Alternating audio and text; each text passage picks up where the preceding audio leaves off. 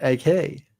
Okay. Are we live? Because I don't see the little thing that says you're live. So, oh well, there we go. Now we're I live. do see it. I do see it. Calling Magic.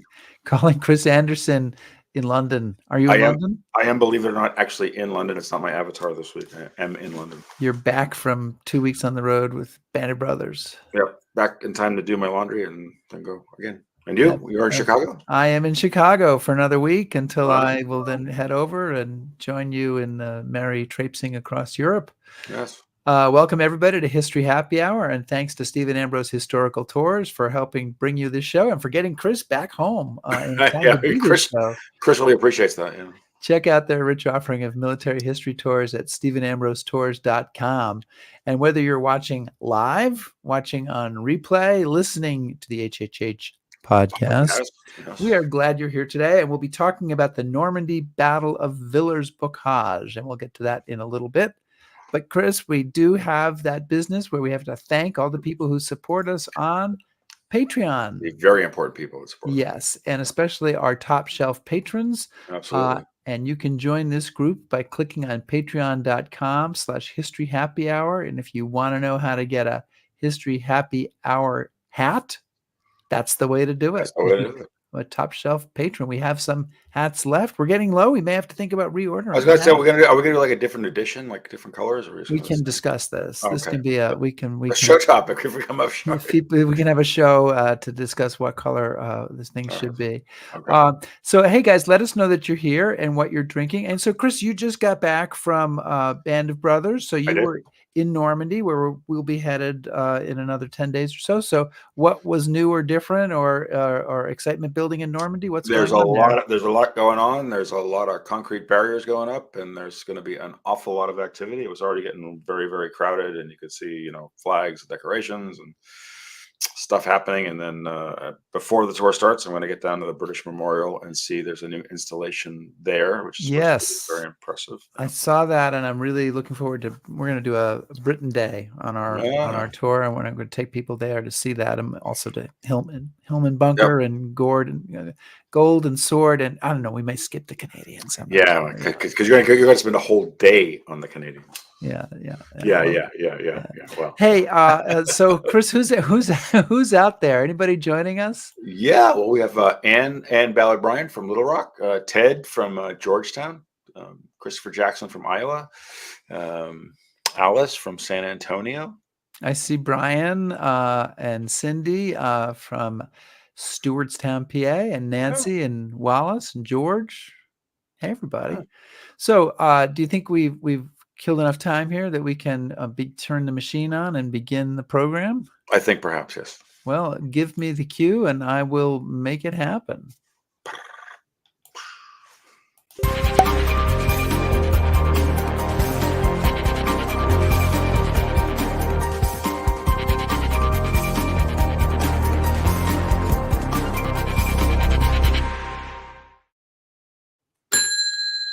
Bar is open.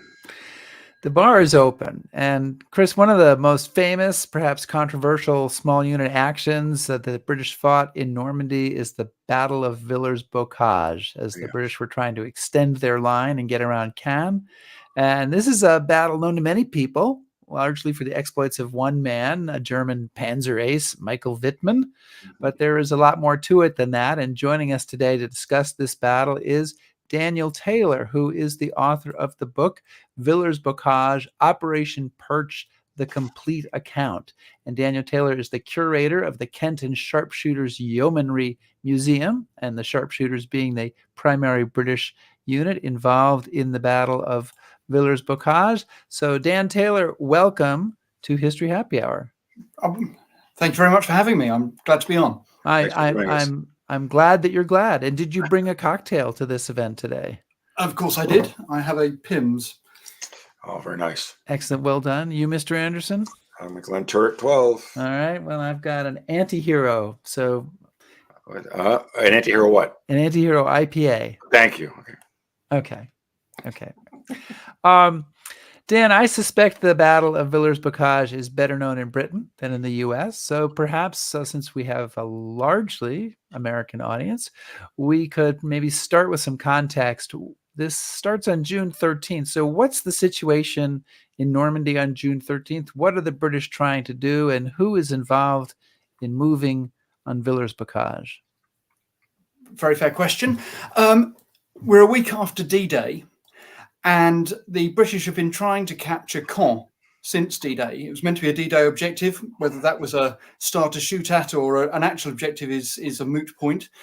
But the 3rd Infantry Division had tried to attack Caen on D-Day, and the Germans had put 21st Panzer Division in the way.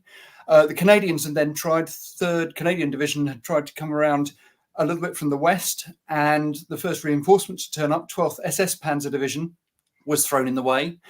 And then 30 Corps was advancing south through Bayeux towards Tilly-sur-Seulles, and the next set of German reinforcements to turn up, Panzer, another elite Panzer Division, was pitched up and arrived in the way. So each time they had tried to find a way around the German front before it congealed once they had enough reinforcements, but they kept attracting the German Panzer divisions, which on one level is quite good for us because it means that we've got the elite of the Wehrmacht and the Waffen SS being thrown into the line. They're meant to be an attack force, but if they're being defensive, then they can't use their power to push us out. The trouble is that there's a limited amount of time before the line does congeal, and so they're constantly looking for a way to get around. And the Americans, having had a bit of a traumatic time on Omaha Beach against 352nd Infantry Division on the German side, they had enough troops ashore. They had the whole 5th Corps ashore by then, pushing this single division backwards, and they started to collapse around Caumont, which is right at the eastern side of the American sector. Thank you for putting the map up. This meant that there was a gap in the line. Now, the Americans couldn't really exploit it without coming across the British side, and the British couldn't really exploit it without going through the American side. So a plan was evolved where they were going to pluck out 7th Armored Division, our best tank division, our most experienced tank division, and we're going to push it around the line and try to get to Villers-Bocage. And that's the situation they were on 12th of June, 1944 at about 4 o'clock in the afternoon. Okay. So Dan, I mean, just you could, without getting to too much table of organization stuff, talk a little bit about, some of the units that are going to be fighting one another. I know the 7th, as you say, is one of the best, but they're certainly famous, and you talk about them and some of the Germans they're going to be opposing. So we know who's facing who. Okay, well, the immediate problem for them was Panzer Lehr. They are an elite training division. They're very strongly armed with Panthers and Panzer IVs, and they're forming the front line around which we're trying to get. 7th Armored Division is part of 30 Corps, and they are trying to push south, and then this gap opens. And they are composed of 2 brigades. You have an armoured brigade and an infantry brigade in a British armoured division. 22nd Armoured Brigade is composed of 3 armoured regiments and a motorised infantry battalion. Now, I've used the term regiments. I'm aware that in America the term is used slightly differently. We would regard what you think of as a regiment as a brigade. We think of regiment on all sorts of levels. So our cap badges are our regimental badge. So you have an affiliation usually to somewhere geographic or to a particular unit. We've also got the concept of regiments are where battalion is an infantry phrase. You've got regiment is the cavalry phrase, and in this case we've got 3 armoured units. We've got the 1st Royal Tank Regiment, 5th Royal Tank Regiment, and the one I'm mainly concerned with, which is the 4th County of London Yeomanry, the sharpshooters. They're a yeomanry unit, which means that they are part-time. They're our territorial army, like the National Guard. Yep. And but this division is very experienced. The sharpshooters were first employed in the desert in 1941 in Operation Crusader. They fought through the Gazala line, El Alamein, which are all our major battles. They took part in the advance through North Africa into Tunisia and then into southern Italy at the end of 1943, and were pulled back. The whole division was pulled back from Italy in order to take part in the invasion because Montgomery wanted his best troops at the front. Right. So you've got 3 armoured regiments, battalions, if you like, in 22nd Armoured Brigade, and you've got a motorised infantry, which is the 1st Battalion of the Rifle Brigade, which is where I actually trace my antecedents from. I'm an infantryman originally with the Royal Green Jackets, right. and I've been sort of adopted by They let you in? They did, very kindly. The other bit of 7th Armoured Division is 131st Infantry Division, which is made up of 3 battalions of the Queen's Regiment. They're Lord Infantry, and the usual practice is to mix and match which units you want. So 22nd Armoured Brigade was pulled out of the line in order to take advantage of the gap in the German line.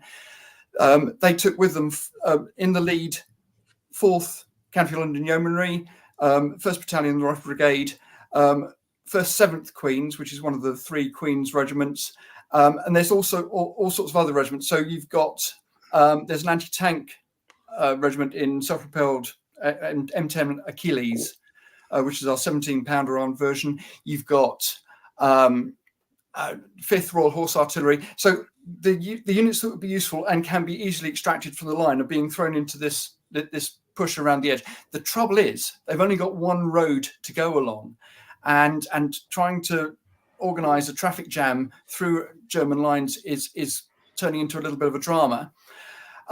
By early evening, around 8 o'clock, they get to a little village called Livry. And this is on the 12th, right? Still on the 12th. Yeah, right. They get to this little village of Livry, and the lead troops as a reconnaissance unit that's part of 7th Armoured Division, which is the 8th King's Royal Irish Hussars. They are in Cromwell tanks, which is our latest vehicle. The sharpshooters are also armed with that, but they've also got the 17-pounder armed Sherman Firefly tanks, 1 per troop, a troop being 4 tanks in total. So 3 of them are Cromwell's, 1 of them is a Firefly, and that's quite important in the story. Sherman Firefly has a bigger gun put on it, right? So that it can actually face a German. It can penetrate the best of the German tanks at decent battlefield range. Most of the tanks we've got are Cromwell's. They've got 75mm armed guns, exactly the same ammunition as the Sherman with a 75mm, and so they will struggle to get through the heavier German tanks. But things like the Panzer IV that they're more likely to meet is entirely penetrable, and so they can fight it on even terms. Panthers, you've kind of got to get around the edge. Tigers are a little bit of a problem, which may come into the story shortly. Yes. Well, I was going to say, so let's move into that. I mean, you talk at the beginning of the book. You say you call it the bones of the story. There's a sort of famous or well accepted narrative of what happens. So why don't we briefly tell people what they think they know about this battle, and then we'll talk about what you've actually find out. This is the story as handed down. The idea is that on the morning of 13th of June, a group of German Tiger tanks had spent time getting to the front. They had pitched up and parked themselves up, thinking they were well behind their own lines, so they're going to have time to recuperate, let most of the unit turn up, because there's only a few of them there. And lo and behold, a British armoured column suddenly starts advancing across their front. They call out the commander of the unit, a chap called Michael Wittmann. He's a lieutenant.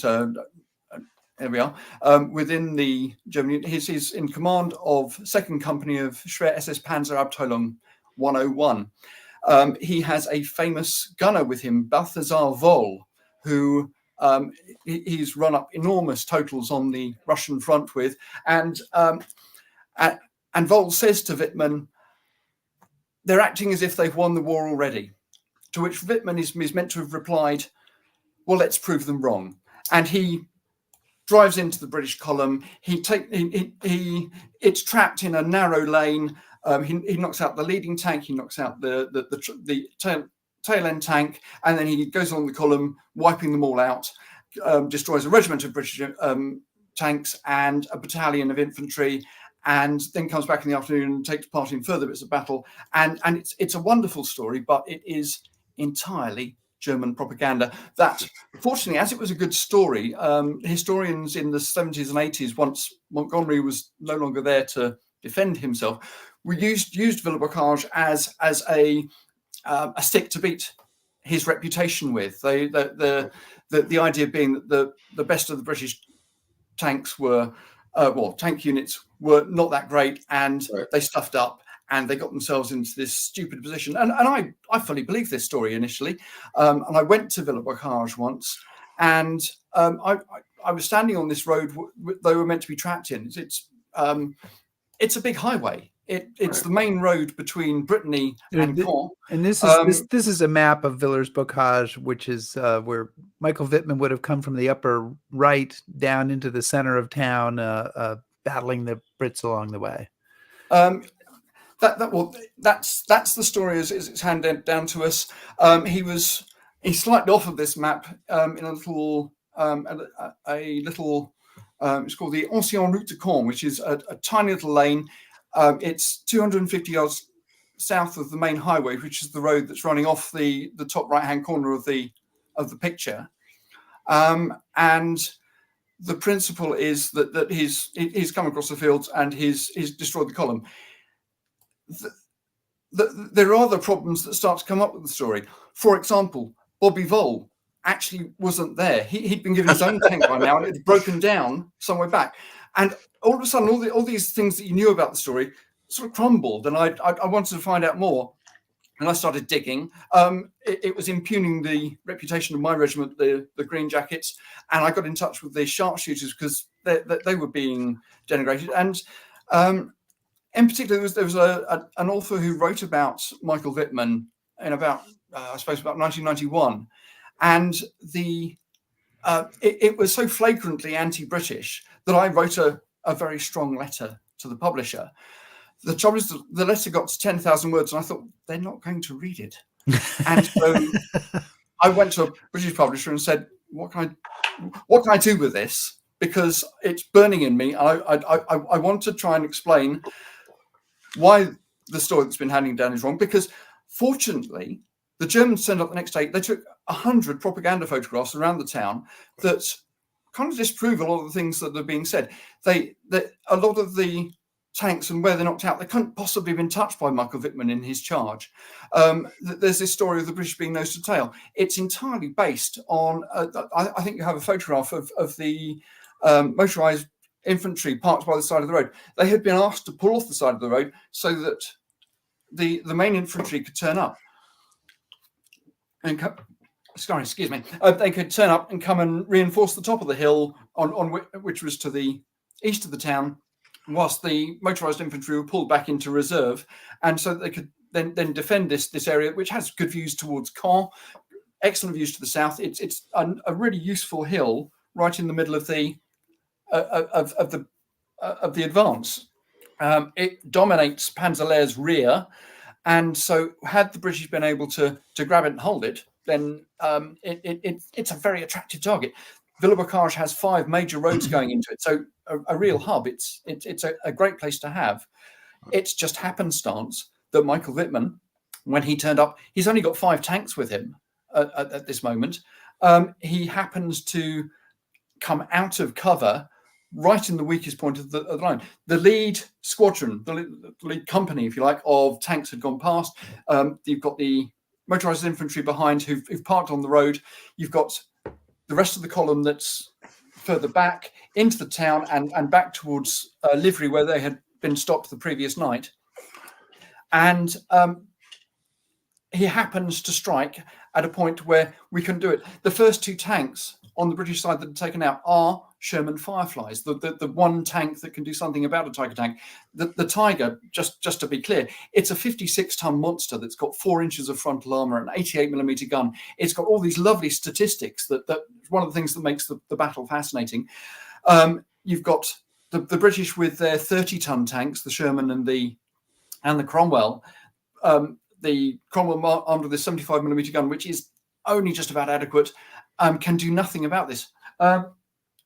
I don't know whether you want me to launch into the into the start of what really happened. Well, I do, and but what I wanted to say is that you write in your book that in subsequent years this story has been misrepresented, misinterpreted, and manipulated in order to provide narrative to agenda-based histories, which rarely, if ever, bothered examining the facts. So let's look at the facts, and I mean, it seems to me.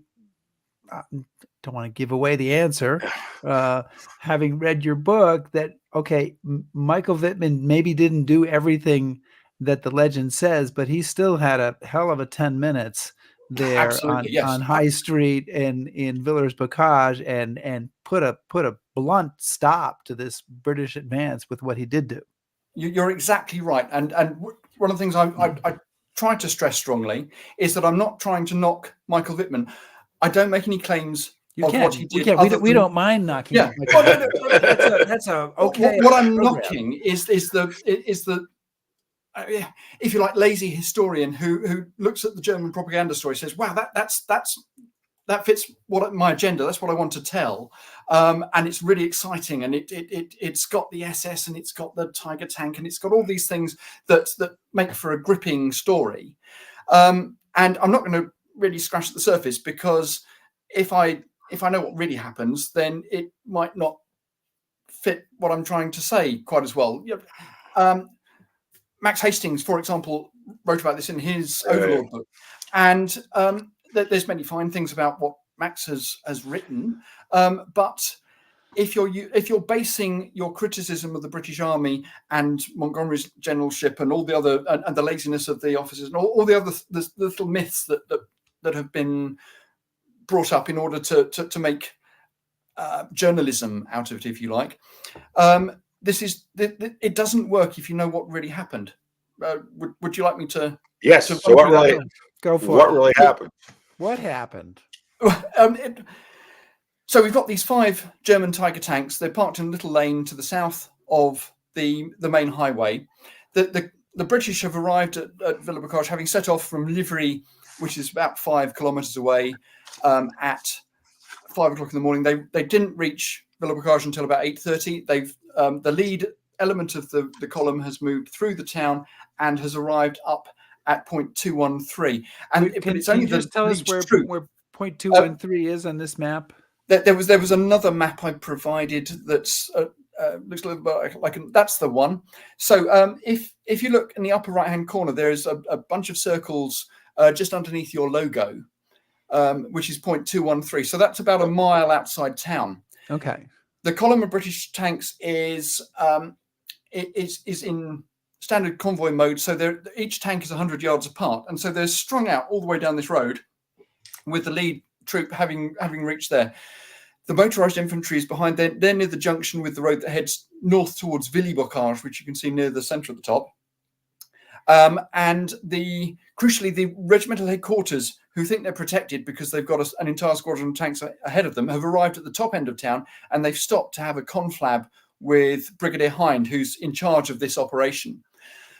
Behind them, the high street is almost clear, apart from a couple of OP tanks from our Royal Artillery. So observation post tanks. There's a square almost bang smack in the middle of that picture called the Place Richard Lenoir, where there are 2 OP. There's an OP Sherman, which doesn't have a gun. It's got a wooden dummy gun. I'm sorry. I read this in the book, and I confess to not knowing what an OP Sherman is, and why does it have a dummy wooden gun, which would seem to got lots of equipment in the turret, Rick. Not make it very effective. It is the battery commander's tank, and his job is to direct what's going on, not to fight battles with all those common folk.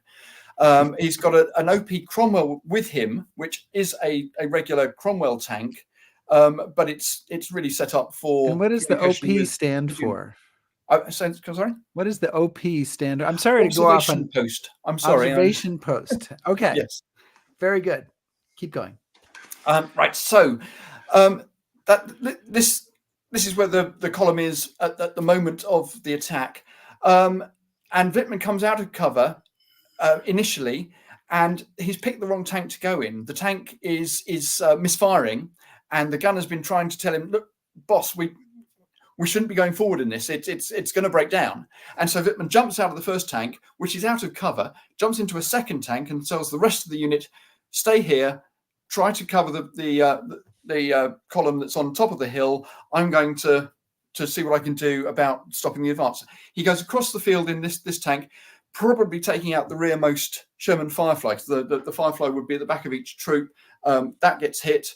The Cromwells start to scuttle away. They disappear into the field opposite because they cannot take on a Tiger effectively. And this is a group of them. They're in an orchard halfway up the hill. So you've now got two bits of A squadron. You've got the bits that haven't been knocked out in the middle of the road have pulled into an orchard to the north of the road. You've got the rest of it up on point 213, which has a little bit of cover. The hedgerows there are a bit more thick, and they can get into some cover. And the Germans have been shooting at them. Another Firefly is taken out before it's able to get away. So two of the tanks that could do something about the Germans out of the four that were with the leading squadron are now incapacitated, and so can't do anything about it. Wittmann reaches the main road and turns onto it. He runs straight into the rifle brigade. They're in half tracks and carriers and can offer no resistance. Most of the guys there are replacements. They've come in since the battalion came back from Italy, and so this is their first action. And they scarper. There's a couple of guys try to get Perch, and there's a chap called Dougie Watt who was one of the few experienced guys there. He was a corporal with the Rifle Brigade. He dashed back to his half track, grabbed a Perch, was just about to come out when the half track was hit. He was blown into the bushes and woke up 3 hours later. And so there's smoke and fire and confusion going on. And immediately behind them, you've got two reconnaissance tanks, the Stuart light tanks. They've got 37mm guns, and there is a Tiger coming down the road at them. The lead one has a young lieutenant, second lieutenant called Rex Ingram. He is unable to do anything about shooting the tank, so he tries to put his tank across the road to stop it getting down into the rest of the column. His tank is hit, it explodes. He manages to get out, but in going back to try and rescue his driver, he gets machine gunned down, unfortunately. The Stuart behind that is commanded by a chap called Ferdy Ferguson. Ferdy Francis. He is a very experienced sergeant, been in the desert. He knows there's nothing they can do, so he abandons the tank. And this leaves exposed behind them the 4 tanks of the regimental headquarters. These are all Cromwell tanks. The lead one, having seen there's something going on ahead, thinks there's something off to the right, and so is pulled into a paddock just out of town. And just then the Tiger comes through the smoke. He turns, and there's a lovely account of the gunner firing at this Tiger, the shot bouncing off the side of it. Still 80mm of armor on the side of the damn thing. He fires another shot, bangs off. The Tiger stops, fires at him. The tank is hit, and they try to bail out. There's a couple of them stuck inside, and Ferdy Francis comes back and rescues 2 of the people. So him abandoning his tank was actually quite useful. Behind the lead tank in the RHQ is a chap called John Thompson. He was a very good friend of his. He died in 2013, but he vividly described how this Tiger tank came out of the smoke down the road. He had presumed that the fire was coming from the right. He had been trying to back into a little garden by the side of the road so that he could try and get round behind the German position, then saw the Tiger come through the smoke. He realized that the travel lock was on his gun, so he reached across and he's trying to undo that. That's not going to work, so he reaches across and fires the 2-inch smoke mortar, which sails straight over the top of the Tiger, at which point the Tiger stops and fires at him. And he vividly describes the sensation of an 88mm round going between his legs. I'm not sure it can be true. It can be true because all of the crew survived, but I'm sure you could believe it when you're in a tank that's just been hit by a Tiger. Behind that, you've got the tank of Pat Dart, and he has the first bit of luck in that he was going back to conform with John Thompson. He pulled into a farmyard off the side of the road, and the Tiger was just about to go straight past him. And he would have been able to fire at the side of the Tiger at point blank range, but for the fact that his gunner had just got out for a pee before the action started. And so opportunity lost, perhaps. Behind that was the 4th RHQ tank, which was the regimental sergeant major. He got stuck on some logs that were by the side of the road, and his tank was taken out. And so Tiger's now gone through the RHQ, and he's turning onto the main drag of the high street, and comes across the first tank he will have seen is the observation post Sherman without a gun. Now, the crew had got out, apart from the driver, a chap called Jock Ray, who I was very fortunate to meet. He had got it back into the tank in order to get some cigarettes out and try and organise his kit, and had just put his head out, and the Tiger came around the corner at him. And he did what he's trained to do. He put his headphones on and said, "Enemy tank to front, sir." And then remembered there's no one in the tank. And there's nowhere he can go, because if he gets out, he's going to get machine gunned. And if he stays there, he's going to get shot. And so he thinks his number is up. The Tiger stops and fires at the same time. So it pitches forward as it fires. And he's very fortunate in that the shell hits the road straight in front of the tank. Jock still can't do anything to get out of there. The Tiger reloads, fires a shot, fortunately hits the turret, he's in the hull, and he's the only person I know who has successfully escaped from a Sherman tank whilst it's burning through the escape hatch in the bottom. So a little bit of fortune there. The Tiger advances further down the road. Immediately behind the OP Sherman was the OP Cromwell. That's backed around the corner, but in so doing, it has trapped a curbstone off the sidewalk in his track, and he's stuck directly across the side road. They're wondering what on earth they can do. It decides to abandon the tank because there's nothing. The driver gets out so quickly, he goes straight through the plate glass window of the shop opposite, and so manages to get out. And they're cowering around the corner as the Tiger goes along the main street, looks like it's going to pass, then it stops, turns its turret, and fires, dispatching the Cromwell. Now, at that point, the British have their first bit of luck, because for some reason the smoke clears. The troops that have been fleeing the German onslaught, in particular a chap called Charlie Pierce and the brigade commander who had seen what was going on, had been warning the troops further down the street, and a single Sherman Firefly had advanced to the bottom of the high street. It's a long high street, it's 800 yards long, up a hill, and as the German has fired along the side street, which is the one that leads north from the Place Richard Noir, the smoke clears enough for him to get a sight of it. He fires, probably doesn't hit. There's all sorts of smoke and clag when a Firefly fires. There's tiles coming off the roof. There's glass coming in. There's dust being thrown up, and so he might have got hit. He might not. They fire again. There's a bit of a flash. It might have been a hit, but by then the Tiger's turned around and it's starting to point back towards them. The Tiger fires. They fire. There's bits of you can't see anything. There's bits of building falling down on the Sherman, and the Tiger at this point decides to bug out.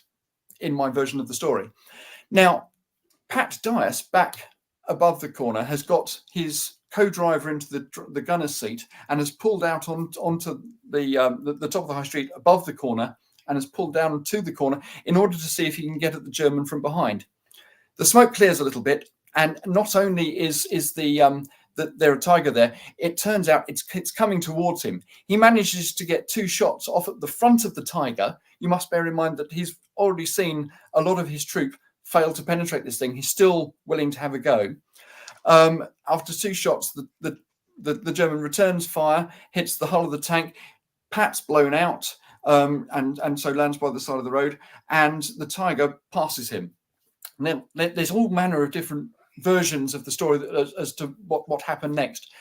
It may be that the Tiger remained on the high street. There's a very convincing story of that. My personal preferred version is that in progressing up the road back towards his unit, Wittmann came across the rear end of the rifle brigade, and they had managed to deploy a 6-pounder anti-tank gun, and as the Tiger came out of the smoke, they were able to shoot at it, probably just immobilize it, and so Wittmann thought, I can get back to this, fired everything around him, but bugged out and headed north away from the rest of his unit.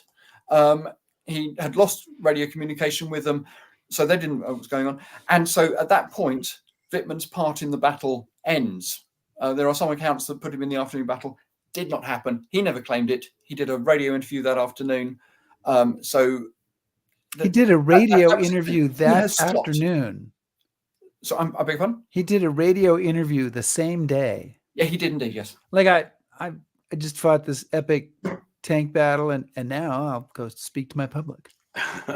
Wow. Imagine how high on adrenaline he was, and stoked by the propaganda company that's come to interview him. There's some things in there that you can take, but the claim of the loss of a regiment, he's probably knocked out 12 tanks. 2 of them had 37mm guns. 1 of them didn't have a gun at all. He has stopped the advance. He's done a very intrepid, great thing. But you've got to remember that he took part in 2 actions in Normandy, at Villers-Bocage and at Saint-Thau on the 8th of August. Both times he did what he probably shouldn't have done. He threw himself into an attack. This time he got very lucky. Everything went his way. The next time it didn't. And so you've got to measure his chutzpah with whether he should be doing what he's doing. And we've been to that spot where Michael Wittmann bought the ranch. So Dan, though, as you point out in the book, the battle continues after he's buggered off. So maybe we can talk a little bit about what's happening after. Sure. The sharpshooters have taken a real big hit. They have a squadron of tanks that is split up, stuck on top of a hill they can't get to, and who they can't get back without braving the Tigers. The brigade deploys a little bit around the town in order to see if they can find another way of getting to the cut-off troops. There's a group go south, try to get over the railway line. It's a bit of an embankment to get over, and when you're approaching enemy tanks, presenting the underside of your tank, that's not very comfortable. And so they decide that they're not going to do that. Meanwhile, the chaps up on the top of the hill are trying to get out. There's only 2 troops of tanks there. They may have what they've got 1, possibly 2 Fireflies, but the rest of them can't do a great deal against Tigers. They're receiving a little bit of artillery fire, but nothing particularly heavy. And the infantry contingent they got, there was an O group set to be on the hill just as the battle started. So you've got the colonel in charge of the sharpshooters, you've got the major in charge of the company of the rifle brigade, you've got a bunch of officers who are prepared to have an O group, and you've got their drivers. That's all the infantry they've got. So they're not able to do a great deal from where they are. They're not even able to do a decent reconnaissance of what's around them. So they're sort of hunkered down, hoping that something will change in their favour. The drama is that you're deep behind German lines. Little did they know that Panzer Laird to the north is trying to get some troops together, because Wittmann made his way back to their headquarters at Aubois, which is about 5 kilometres north of Villers. And you've got the first part of 2nd Panzer Division is starting to come up from the south. It's mainly the reconnaissance units, but they've been diverted from the American front where the Americans have broken through at Comont in order to take part in this. So again, we're diverting key troops away from where they want to be and are sending them into an unfortunate predicament for the British. During the course of the afternoon, the morning, things get slightly worse. The British are reinforced in the town with 1st 7th Queen, so they've got a battalion of infantry there. It's a little bit of a shambles. There are odd reports of Germans around the place. There's little parties of Panzer Grenadiers turning up, and so it's quite confused in the town. They can't get up to the hill, and so the chaps on top of the hill decide they're going to try and get out of there. They've tried heading north. They can't go south because that's where the Tiger tanks are. And so their last option is to head east towards Caen and try and find another way round. And just as they're heading off downhill, they get about a half a kilometre down the hill, and they run into another company of Tigers, the first company of Wittmann's Schwer SS Panzer Abteilung 101. And they've got 8 to 10 Tigers with them, and they knock out a couple of the tanks. The rest of them scuttle back to the top of the hill, but the game is up, and they say they're going to burn their vehicles and get out as best they can. Almost all of them get captured. So we have now lost a company of infantry. We've lost a squadron of tanks, and we've lost the command and control center of the sharpshooters. They're down to 2 squadrons, and and the brigadier has put one of the squadron commanders in charge of the remains. Now, most units, you would think, would think we've taken a drubbing, we've got to get out of here. But the sharpshooters, for some reason, were confident that they could hold the town. They've got a battalion of infantry with them, so they just say we're going to stay here and see what happens. Meanwhile, on the supply route to there through Livry and back towards the American sector, the line's being cut. They're throwing troops in and tanks in order to keep the supply line open, but it's still a single road. So they're in a precarious spot, trying to hold on as best they can. And the Tigers into the afternoon are joined by a group of repaired Panzer IVs from Panzer Lehr, and there's other various bits of troops coming up from 2nd Panzer. And as the afternoon draws in, they start to be attacked. Now, the Tigers of the 1st Company, at least 8 of them hit the town. They split up into 2 groups, one going through the south, past the railway station and into the back streets, the other coming straight down the main street. Now, the chap who tried to get across the railway line earlier, Bill Cotton, he had taken his troop and they had planted themselves by the Mairie. That's Bill. After the battle, he has stolen a Luftwaffe flying and awarded jacket, an Italian flying jacket, but yeomanry are typically scavengers who like to dress up in things, and so it's very typical that they are not wearing regulation clothing. So Bill is a very well established character within the unit. He joined before the war as a territorial army soldier. He's fought through the Western Desert. He has been promoted in the field. He's now a lieutenant. He's in charge of a troop of his own, and he's arranged them around the town hall. His own tank is a 95mm close support tank, so it's designed for taking on infantry and buildings, and it's whilst you can use the gun against tanks, it's not really ideal. And so he puts his Firefly from the troop along one side of the square and arranges the 2 other Cromwells and an anti-tank gun from the Queen's regiment, from the Queen's battalion in the square to cover anything coming down the hill. Meanwhile, in the back streets behind them, there's 3 of the Tiger tanks try to push their way through. They run into chaps with Perch, our anti-tank weapon, handheld anti-tank weapon, and a 6-pounder, and 3 of them are knocked out. Coming down the high street, the first tank to reach the ambush that Bill Cotton has set is a Panzer IV, and that tries to dash past the spot, thinking that speed will take him through, and it does. All of the British tanks fire but miss this Panzer IV as it scuttles past. Now, one of the tank commanders, a chap called George Horn, has a rush of blood to the head. He advances behind the Panzer IV into the high street where there's other Tiger tanks up the road, and manages to engage this Panzer IV from the rear, knocking it out at the side of the road, zips past it and up a road opposite. The Germans are so surprised that anyone who had been stupid enough to do this, that they don't do anything. George was a little unfortunate in that he was a bit over enthusiastic when having the gun fired, and his shoulder got in the way of the recoil, and it took out his collarbone, and so he had a little wound for it, but he did get a DSO for the privilege. So has taken a rather spectacular part in the battle. And now the tank commanders have realised that in order to engage the German tanks, their gun sights are useless, because they're not designed to fire 10, 20 yards. They're designed to fire over battlefield distance, 800 to 1,000 yards. So what they do is they bore sight.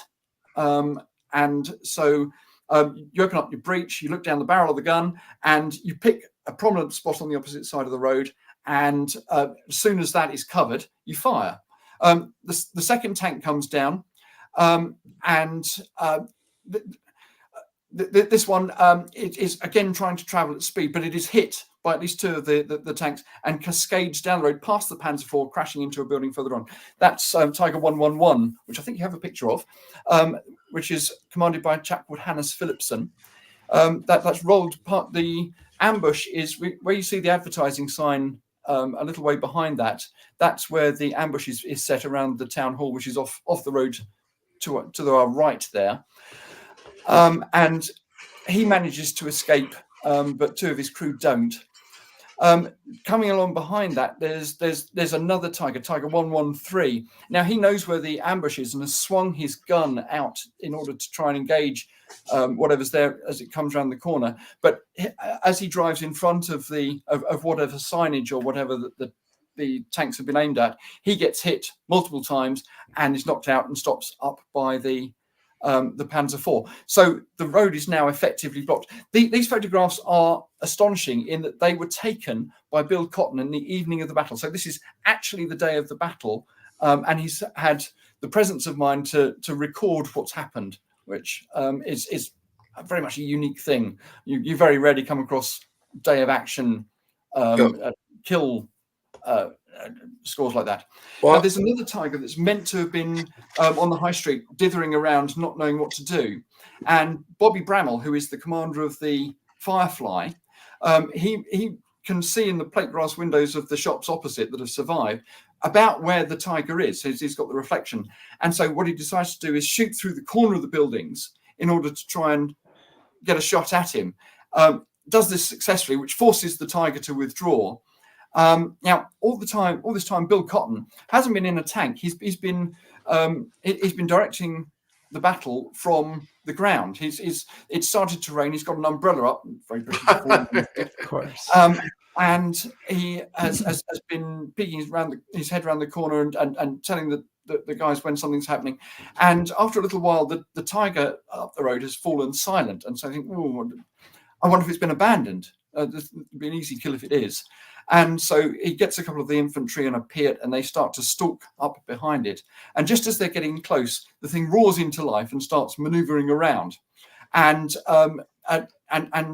in turning around to get at them, there's a Piat fired at it from an upper window and manages to knock it out. So we've taken a situation where the British had a catastrophic loss in the morning. They lost in the region of 20 of their main battle tanks at the front of the column. They've lost their regimental headquarters, and that's the morning, and that's the bit that everyone talks about. That's this miraculous attack that Wittmann has done. Everyone has completely ignored the fact that in the afternoon, between 6 and 8 Tiger tanks irreplaceably were knocked out. In addition, they lost probably 3 or 4 Panzer IVs during the course of various parts of the battle. The British in the afternoon lost 1 light tank in an entirely different part of the battlefield. It wasn't lost in the town. And so if you were to focus on a propaganda story, I think we've got honours even, if I'm brutally honest. I'm probably biased, but that's how it feels at this stage of the battle. Chris, I've lost track of who has the next question. Well, I was going to. If you've got one, go for it. Yeah, no, I mean, well, the one thing I think that we should talk about, because it's certainly a highlight of your book, is, like all the after the battle books, yours in particular, it is lavishly illustrated, staggeringly so. So how are all these photographs obtained? Why are there so many photographs of this battle? Because, again, as you go through your book, you can almost document minute by minute with photographs what's happening. How did we get so lucky, I guess? I have been given the easiest task in the world, in that I've got a battle I've got a problem with, and I start researching it, and I discover there's at least 3 rolls of film that have been taken by a German propaganda company, and I think I was the first to put them all in a relative order. I got it wrong in my first book, but in this one, I think it's perfected. And so you can trace the footsteps of the German propaganda photographer as he walks up the road, and we've identified who the 2 photographers were. And there's another one came along on the 17th of the first set were taken on the 14th, day after the battle. Another set on the 17th. There's newsreel footage shot of it, so we've got excerpts from that. And so that's the initial bit. You've got Bill Cotton exceptionally has taken 2 photographs during the actual battle itself, which are really helpful but unusual. Then there are there's 5 or 6 people who've been driving through the town. There's a chap on the German side who has a camera. The Germans encouraged to carry cameras. For the British, it was a punishable offence to have a camera, but lots of our chaps seem to have them anyway. As a museum, we've got about 8,000 photographs taken during the war illegally, and so I'm very happy about that. But the Germans were encouraged to take photographs and have camera equipment, and so we've got various people who have taken photographs there. But I was particularly lucky because I have spoken to or read the first-hand accounts of about 30 people who took part in the battle, and that's out of probably 200 or so who were at the sharp end, which is a phenomenal number. It's exceptional. I don't know any other battle where so much detail is available for a historian. The fact that I happen to pick it as my battle is very fortunate. Yeah. So, in the aftermath of the events on June 13th, the British retreat to a town that's 3 or 4 miles away, to a hilltop, where they set up a box defense and kind of hold that for a while, for a day, and then they eventually decide that they're going to pull that back, that this whole affair has not really worked out for them. And, what I want to know is there an alternate history timeline? I mean, you want to speculate a little bit. If the British, could they have pushed harder or fought more effectively, brought more troops in? Could they have held Villers-Bocage? Might that have changed the Normandy campaign? Or is that just, the armchair natterings of so many generals after the fact? It is fun to speculate on that, but I try not to criticize the chaps who are being shot at, because it's not a comfortable position to be in, and you're doing the best under trying circumstances. I think you could. Okay, let's put it this way: had they been successful, had the Tiger tanks not happened to be in the right spot at the right time, they would have taken the hill. 2nd Panzer Division is starting to turn up, and so they're going to be attacked from the south. They don't seem to have an awful lot of artillery support, so the British, with lots of American support, though. I mean, the second day of the battle came down to an American forward observer officer who put in an awful lot of strikes from the American lines. So there's a lot of support on the British side, but this is very early in the campaign. All of the units that I've been describing, I'm describing them as battalions and regiments and brigades as if they were full units. And the Germans weren't at full strength. They were waiting for more of the Tiger tanks to turn up. The British were...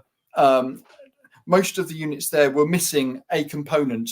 The Rifle Brigade were missing their scout platoon, which is there should have been a reconnaissance going ahead of the advance, and all of the reconnaissance were doing so many different jobs that they couldn't cover the spot where Wittmann happened to be. So another little bit of misfortune there. The sharpshooters were down about 4 or 5 tanks from earlier fighting. And so you're not describing full units. They're reliant on the amount of supplies that are coming ashore. It's early days. And so they could probably have held out. They might even have been able to force a move from Panzer, but I don't think there was the strength ashore to push it. I mean, the other half of 7th Armored Division that hadn't gone on this raid, and 50th Infantry Division and an independent armoured brigade and other various troops were still trying to push through Tilly-sur-Seulles in order to get to Villers-Bocage the other way, but were making no progress at all. So the Germans there were very strong, and had they been able to hold on, I think the position that they were holding at point 213 and the aspirations they had towards getting towards Caen were fairly unrealistic. They were just trying to keep the Germans out of balance, which is one of Montgomery's mantras, if you believe everything he says. Well, Dan Taylor, thank you so much for Thank you, joining Dan. us today on History Happy Hour and talking about Villers-Bocage and talking particularly about your book, which is, as Dan said, it is absolutely jam-packed with photos. The book is Villers-Bocage, Operation Perch, the Complete Account. And it is. We didn't really go into the second half of the battle much, but he does account for it in the book. And so if you're interested in this, definitely worth taking a look at. Dan, thank you so much for Thank you joining so us. much, Dan. We Thank really you very much for appreciate it. having me. Thank you. Okay. So Chris, next week Yeah.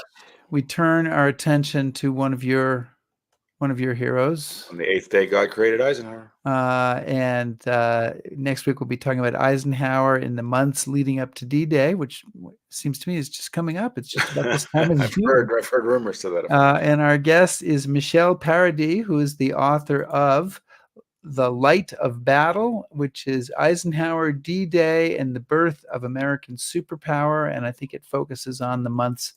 Yeah, it's you've started it, right? So yeah, you can tell me what it does. I'm well into it, and it's got to be. I mean, it is a really good, detailed look at just that very specific window leading up to Normandy. And I was surprised. There's actually some new stuff that I hadn't read. Or Oh my God, you heard, learned so. something. Yeah, I know. So that was great. That's crazy. Okay, that's crazy. But that's fantastic. So please join us next week for Michel Paradis and The Light of Battle. And meantime, please subscribe to us on YouTube, follow us on Facebook, shout at us on Twitter, listen to our podcast. You know, I'm never going to be able to say that. Never gonna get that. I'm going to change the word to padcast, just so that I'm going to actually type it out as padcast, just so it's correct. Back us on Patreon and browse historyhappyhour.com. Thanks, everybody. Be safe.